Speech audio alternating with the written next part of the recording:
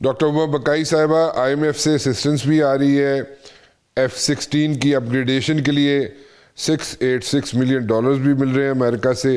So it seems as if everything is hunky dory between Pakistan and امریکہ. Is it so? میرے خیال ہے we are in a better space اور in good space with the United status.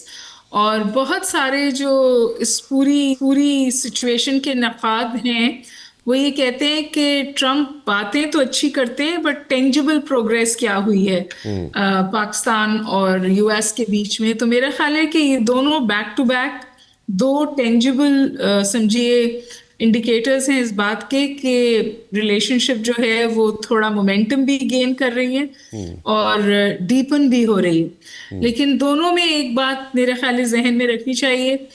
For the F-16 بہت اچھا foreign office نے شکریہ بھی ادا کیا ہے. یہ ان کی شیلف لائف کو 2040 تک بڑھا بھی دیتا ہے. لیکن at the end of the day May کے بعد آپ کو بھی پتہ ہے مجھے بھی پتہ ہے کہ پاکستان کے پاس آپشنز ہیں اور ان آپشنز کے ساتھ وہ اپنا کمپلیٹ دفاع کر پاتا ہے. اور جو لیٹر گیا ہے ڈیفینس اتھارٹیز سے کانگریس کے پاس اس میں واضح طور پہ کہا گیا ہے کہ یہ ٹیررزم میں جو کنورجنس اور کوآپریشن ہے پاکستان اور افغانستان کے بیچ میں اس کو مضبوط کرے گا. وہ ہمارے لیے کرٹیکل ہے خصوصاً افغانستان کی وجہ سے. اور ایک اور چیز جو سامنے آ رہی ہے، جو ہماری ایئر فورس ہے، پاکستان کی ایئر فورس ہے اور یونائٹڈ اسٹیٹس کی ایئر فورس ہے، اس کے درمیان بھی ایک ایک بہت اچھی فریکوینسی بنی ہوئی ہے. سو مطلب کہ ملیٹریلی بھی دیکھا جائے تو ہماری اچھی ان کے ساتھ ریپو بنی ہوئی ہے، فائنینشیل اسسٹنس بھی آ رہی ہیں. لیکن کسی جگہ پہ کوئی ایسا مسئلہ تو نہیں ہے جو ہم نے پاسٹ میں دیکھا ہے. جیسے ہمیشہ ہم نے دیکھا کہ رولر کوسٹر کی طرح ہمارے تعلقات رہے ہیں. سو ایسا تو نہیں ہوگا کہ کسی جگہ پہ جا کے اگر امریکن انٹرسٹ جو ہے کم ہو جائے تو ہمیں کوئی پرابلمز یا ہیٹ فیس کرنی پڑ جائے. دیکھیے انٹرنیشنل ریلیشنز میں no permanent friends no permanent enemies only permanent interest. اس وقت ایک کنورجنس نظر آتی ہے. But if I become the devil's advocate تو میں یہ سوال اٹھا سکتی ہوں کہ کیا اگر امریکن ڈیزائنز ایران کے خلاف کچھ اس طور ہوتے ہیں کہ وہ ایران کو اٹیک کرنا چاہیں تو کیا وہ پاکستان سے کوآپریشن مانگیں گے اور کیا پاکستان اس اسسٹنس کے بدلے ان کو کوآپریشن دے گا. But this is like taking it too far. اس کا کوئی انڈیکیشن سو ٹو سے سامنے نہیں آئی ہے اور نہ پاکستان اپنے فارن پالیسی انٹرسٹ کو ٹوٹلی کمپرومائز کرتا ہے. ہم سے کہا گیا تھا عراق میں فوجیں کمٹ کریں، ہم نے نہیں کی تھی کیونکہ ہمارے نیشنل انٹرسٹ کو سوٹ نہیں کرتا تھا. ابھی نیشنل سیکیورٹی فورس کا ہم اسٹیبلائزنگ فورس کا ہم حصہ بنے ہیں لیکن اس کے ساتھ ساتھ جو ہماری کنڈیشنز ہیں وہ بھی ہم نے گراؤنڈ پہ رکھی ہیں. ہم نے کہا ہے اس کو UN مینڈیٹڈ ہونا چاہیے. ہم نے کہا ہے ہم حماس کے خلاف یا ڈسارمنگ آف حماس کا حصہ نہیں بنیں گے. سو آئی تھنک پاکستان اس وقت اگر ہم ڈپلومیٹکلی دیکھیں تو Pakistan is playing its cards well. چلیں وہ تو بڑی آبویسلی نظر آ رہا ہے، لیکن دین اگین کنٹینیوٹی آپ کہہ رہی ہیں جناب، انٹرسٹ جو ہیں وہ پرماننٹ نہیں ہوتے اور اسٹیٹس کے جو انٹرسٹ ہیں وہ بدلتے رہتے ہیں. You are absolutely right. ابھی ہم کیا بیلنس کر سک رہے ہیں between China, America and Russia? جی میرا خیال ہے کہ بیلنس کر پا رہے ہیں ہم، and we are not apologetic about it. اور نہ ہم اس طرح کی ہیجنگ کرتے ہیں جس طرح کی ہیجنگ انڈیا نے کی اور ایکسپوز ہوا. تو ہمارے جو تعلقات بیجنگ سے ہیں اور کنورجنس واشنگٹن سے ہے اس میں ایک ایلیمنٹ آف ٹرانسپیرنسی ہے. ہم کبھی بھی جب ہم واشنگٹن کے ساتھ کلوز ڈانس میں جاتے ہیں تو ہم ہرگز یہ نہیں کہتے کہ ہم چائنا سے اپنے آپ کو ڈسٹنس کر رہے ہیں. ہمارے لیے China Pakistan economic corridor, belt road initiative, convergence on the seas اور اوور آل مئی کے بعد آپ دیکھیں نا ہمارا جو ٹرسٹ لیولز ہیں چائنا کے ساتھ وہ بہت اوپر چلے گئے. اینڈ آئی تھنک رشیا کے ساتھ بھی پاکستان نے اپنے تعلقات جو ہیں وہ اسٹیڈی رکھیں. ابھی جب ہمیں افغانستان میں طالبان کے ساتھ مسائل ہوئے ہیں تو جو رشین رسپانس تھی طالبان کو ان سم ویز وہ ہمارے موقف سے جڑتی ہے. رشینز بھی کلیکٹیو سیکیورٹی کی بات کرتے ہیں اور پاکستان بھی یہی کہہ رہا ہے کہ یہ بائیلیٹرل جو ٹیررزم فرام افغانستان، پاکستان افغانستان کا مسئلہ نہیں ہے.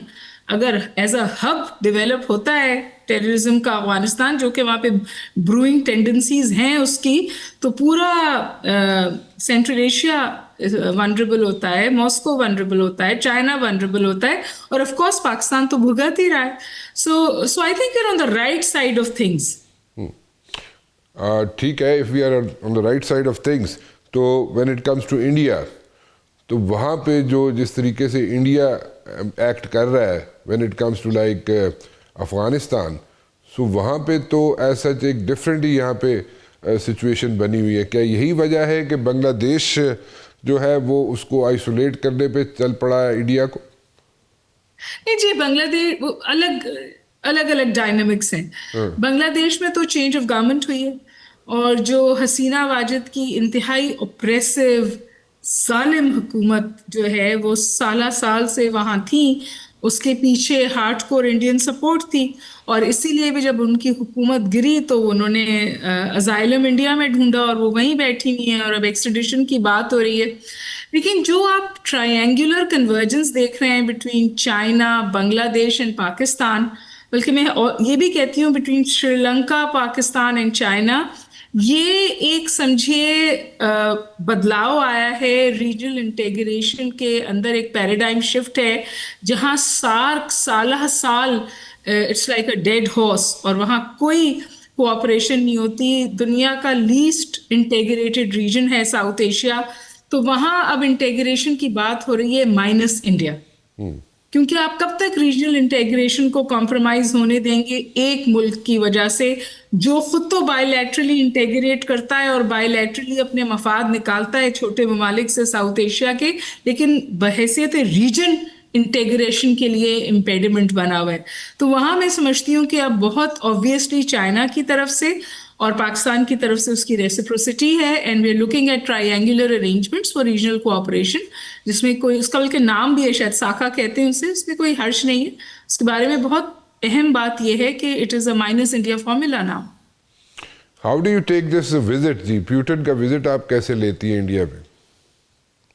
دیکھیے جی, پیوٹن جو ہے نا, ہی از اے ویری اسمارٹ پلیئر.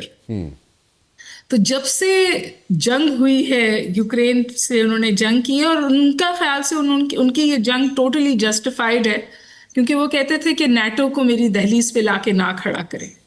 اور جب پش کیا اس کو یورپ نے اور یوکرین نے ان کا ساتھ دینے کی کوشش کی, تو انہوں نے یوکرین کو اٹیک کر دیا.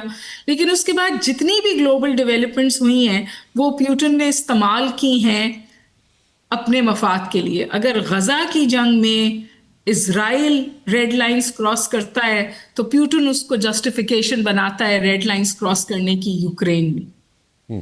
اور اسی طرح اس وقت اب جب انڈیا جو ایک بڑے کنورجنس میں تھا واشنگٹن کے ساتھ, اور ہیجنگ کرتا تھا, اور رشیا سے آئل خریدتا تھا, اور پھر آئل لانڈرنگ پہ اس کو امریکہ سے بہت زیادہ, سمجھیے اگر میں یہ لفظ استعمال کر لوں, جوتے پڑے, تو پھر پہلے اس نے چائنا کی طرف رخ کیا, لیکن جب چائنا سے کوئی اس طرح کا اسے ویلکمنگ ایٹیٹیوڈ نہیں ملا تو پھر اس نے رشیا کی طرف قدم بڑھایا. اور پیوٹن بینگ اسمارٹ ریسیپریکیٹڈ, انہوں نے انڈیا کا وزٹ کیا, ان کے ساتھ ٹریڈ ڈیلز کی, کیونکہ ظاہر ہے پیوٹن اپنی آئسولیشن بھی ختم کرنا چاہتا ہے. تو it is in some ways to isolated getting together. لیکن اس میں اچھی جو ایک بات ہے, جو اہم بات ہے, وہ یہ کہ اگر انڈیا واشنگٹن سے علیحدہ ہوتا ہے, جو میں سمجھتی ہوں کہ نہیں ہوگا, اور اگر ایک triangular relations between China, Russia and India بنتی ہے, تو جو ہم گلوبل ساؤتھ کی بات کرتے ہیں وہ بہت اسٹرینتھن ہو جائے گا. لیکن ابھی دیکھنا یہ ہے کہ اس میں سسٹینیبلٹی کتنی ہے, کیونکہ انڈیا بھی بہت ہارڈ ہیجنگ کرتا ہے. وہ اس پورے وقت سستا رشین آئل اس نے بیچا, اس سے اس کی کارپوریٹ سیکٹر جو مودی کی حکومت کو سپورٹ کرتا ہے, اڈوانیز اور پتہ نہیں کون کون, انہوں نے کروڑوں روپیہ کمایا سستا تیل خرید کر. اور بائیڈن کی حکومت تک تو انڈیا کو کوئی کچھ نہیں کہتا تھا کہ وہ یہ کر رہا ہے. یہ تو جب ٹرمپ کی حکومت آئی تو انہوں نے وسل آؤٹ کیا مودی کا یہ بیہیویئر, تو انہوں نے تیل لینا بند بھی کر دیا, اور پھر چائنا تیل خریدنے لگا رشیا سے. لیکن ایک بار پھر آپ دیکھیں کہ ان کے ٹریڈ اگریمنٹس بھی ہوئے ہیں اور ڈیفینس اگریمنٹس بھی ہوئے ہیں.